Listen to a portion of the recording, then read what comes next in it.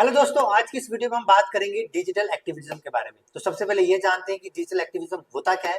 देखो, digital activism basically refers कि आप ऑनलाइन प्लेटफॉर्म को यूज करते हुए मतलब अपने जो विचारधाराओं को प्रकट कर सकते हो, ऑनलाइन मोबिलाइजेशन, अपने जो जितने कम्युनिटीज को डेवलप कर सकते हो, अपने जितने भी आपके थॉट्स हैं या फिर जो भी चीज आपको पसंद है या ना पसंद है उसको आप इजिली एक्सप्रेस आउट कर सकते हो। तो यही माध्यम है डिजिटल एक्टिविज्म का। बट आज की इस वीडियो का हमारा मुद्दा ये है, क्या भारत में ये जो डिजिटल एक्टिविज्म है क्या वो जोरों शोरों से है, और क्या ये हमारी जो पॉलिटिक्स है क्या वो उसमें एक अहम हिस्सा बन सकता है, यस और नो।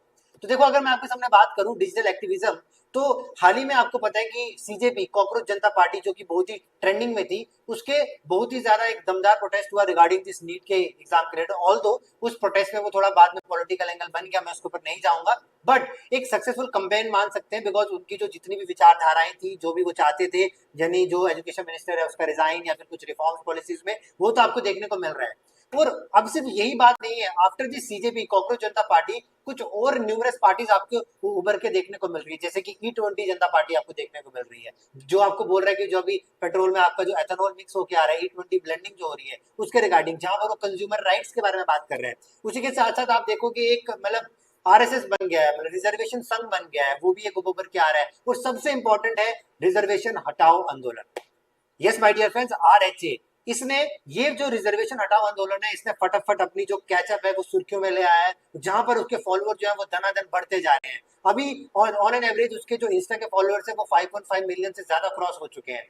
बट हमारा मुद्दा ये है कि इसके ये जो सारी की सारी मूवमेंट्स है, जितने भी ऑनलाइन मूवमेंट्स है, ये इतनी ज्यादा मतलब इनको इतनी ज्यादा व्यूवरशिप वगैरह मिल क्यों रही है, इतनी ज्यादा इनको लाइक्स कमेंट्स क्यों मिल रहे हैं। देखो, सबसे पहली बात ये कि ये जो मूवमेंट्स है इनका ऑफलाइन वगैरह से कुछ लेना देना नहीं है, ये सब के सब ऑनलाइन है। और इसका जो मेन ट्रेंडिंग में आने का मेन हिस्सा ये है कि इसमें जो इंडिया का जो यूथ है ना सर, वो बहुत 100% भर भर के आगे आ रहा है। ऐसा क्यों? क्योंकि देखो, कहीं ना कहीं अगर यूथ ऑफ इंडिया अगर इसमें पार्टिसिपेट कर रहा है, तो वो सबसे पहले आपको ये चीज समझनी होगी कि वो क्यों कर रहा है। उसके कुछ रीजन है। सबसे पहला रीजन ये है कि ये जो यूथ है भारत का, ये डिजिटली फर्स्ट जो वो है हमारे पास जनरेशन है, तो उनको जो सारी की सारी चीजें करनी है वो मतलब इसी के माध्यम से करनी है, डिजिटल के माध्यम से। सेकंड इंपॉर्टेंट चीज, जो हमारे देश का जो यूथ है उसको ऐसा लगता है कहीं ना कहीं कि वो अनहर्ड रह जाता है, उसकी जो भी चीजें हैं वो सुनाई नहीं देती। और ये जो डिजिटल प्लेटफॉर्म है, ये उसके माध्यम से अपनी जितनी भी बातें हैं वो इजिली बता सकते हैं। ठीक है। तीसरी बात कि भाई लो कॉस्ट ऑप्टिमाइजेशन है। जब कभी भी आपको अपनी विचारधाराओं को आगे रखना है या फिर किसी प्रोटेस्ट में जाना है, तो आपको लंबी लंबी मीटिंग्स करनी पड़ती है, फलाना ढिमकाना। लेकिन यहाँ पर कुछ नहीं है, यहाँ पर बस आपको सिंपली अगर एक पर्टिकुलर अगर आपको किसी विचारधारा को मतलब अगर बताना है कि आप उसके सपोर्ट में हो, तो सिंपली आपको क्या करना है, उस वाले जो पेज को फॉलो कर लेना है, जो आपको शो करेगा कि आप इस विचारधारा को क्या कर रहे हो, फॉलो कर रहे हो। और ये जो सारे का सारा प्रोटेस्ट है, जो इसका जो मास मूवमेंट है, ये आपका डिपेंड करता है सिर्फ आपके लाइक, शेयर और रीपोस्ट के ऊपर। तो सेकंड इंपॉर्टेंट चीज आपको समझ में आ गई कि जो यूथ है उसको ऐसा लगता है कि वो कहीं ना कहीं अपनी बातें नहीं रख पाता। तीसरी बात यह है कि यहाँ पर जो पार्टिसिपेशन है वो आपको भर भर के देखने को मिलती है, और इसमें जो रीच है वो विद इन सेकेंड्स पूरे ऑल ओवर द इंडिया, या फिर इवन कुछ कुछ इश्यूज तो है जो इंटरनेशनल इश्यूज में भी बाहर के देश वाले कंट्री वाले जो लोग हैं वो भी हमारे ऊपर कमेंट करने लग जाते हैं। तो यही कुछ रीजन है जो आपको पता लगेगा कि ये डिजिटल एक्टिविज्म जो है ये यहाँ पर है। बट अब हमारे पास जो मेन सवाल हमारे पास आता है पिक्चर में, वो ये आता है दोस्त कि क्या ये जो डिजिटल एक्टिविज्म है क्या ये रियल वर्ल्ड में इन्फ्लुएंस कर सकता है हमारी पब्लिक पॉलिसीज को, यस और नो। देखो, अगर मैं आपके सामने बात करूं पब्लिक पॉलिसीज को इन्फ्लुएंस करने के बारे में, तो हालांकि अभी तक जो जो अभी प्रोटेस्ट हुआ सीजेपी के द्वारा, कॉकरोच जनता पार्टी के द्वारा, वो तो एक सक्सेसफुल कैंपेन रहा। लेकिन आपको ये जरूर ध्यान देना चाहिए कि ये सिर्फ एक बार हुआ है, एक बार मात्र अभी तक ऐसा हुआ है कि जहां पर सरकार को ये सारी की सारी बातें आपको सुनने पे मजबूर कर दिया गया है, और इसकी कोई गारंटी नहीं है कि कल को ये सेम चीजें हो। और ये जो आपके सामने जो भी प्रोटेस्ट बहुत ही जोरों शोरों से चल रहा है, दैट इज रिजर्वेशन हटाओ आंदोलन, इसमें और कांग्रेस जनता पार्टी का जो मेन मोटिव था रिगार्डिंग एजुकेशन, उसमें जमीन आसमान का फर्क है। वहां पर वो बात कर रहे थे अकाउंटेबिलिटी के बारे में, यहाँ पर ये जो बात कर रहे हैं ये एक नॉर्मल मुद्दा नहीं है, ये कॉन्स्टिट्यूशनल डिबेट का हिस्सा होगा। तो यहाँ पर ये जो सारी की सारी चीजें हैं, यहाँ पर ये ज्यादा मतलब वो आप बोलते ना थोड़ा सा कॉम्प्लेक्स इश्यू है ये।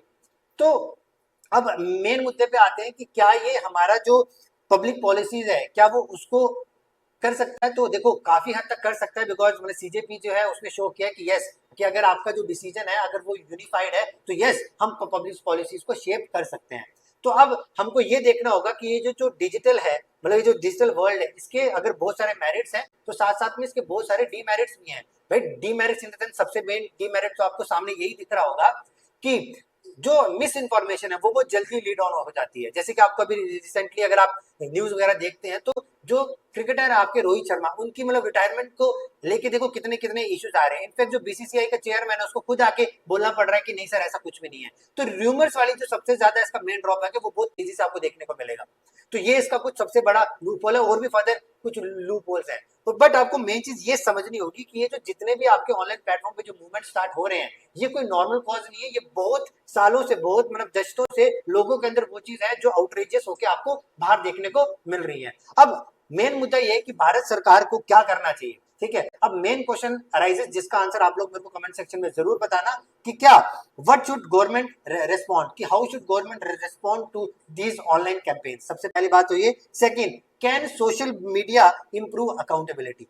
तो ये जो दो इंपॉर्टेंट सवाल है, इनका आंसर जो है आप लोग मेरे को कमेंट सेक्शन में जरूर बताना। और for more such interesting videos like and share और कमेंट। और नेक्स्ट वीडियो में हम बातचीत करेंगे कि क्या मसला है या आपका E20 का या फिर रिजर्वेशन हटाओ आंदोलन का। और हाँ, 21 अगस्त को आपको पता क्या है, क्योंकि अगर आप कॉन्स्टेंटली रील्स को स्क्रॉल कर रहे हैं, लाइक बटन दबा रहे हैं, दिल बटन दबा रहे हैं, तो आपको पता लगेगा कि 21 अगस्त को अप्रूवल मिल चुका है प्रोटेस्ट का। कहां पर है? दिल्ली में, बाई RHA।